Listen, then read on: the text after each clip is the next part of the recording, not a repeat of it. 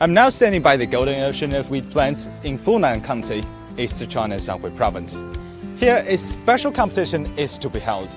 As you can see, 10 harvesters are deployed in the wheat field, and 10 skilled machine operators will try their best ripping all the wheat plants with the lowest possible full loss rate.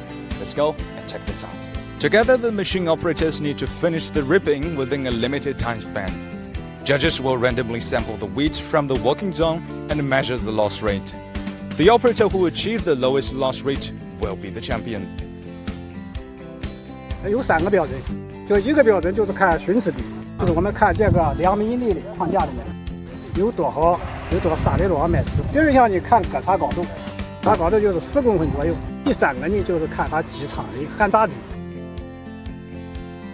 国家要求的这个基础减成的标准是达到2%，我们阜阳呢基本上能达到1%左右。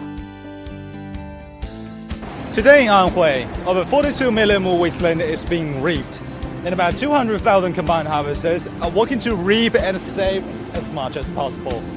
Every effort made for food loss reduction is helping more people to have enough food for life.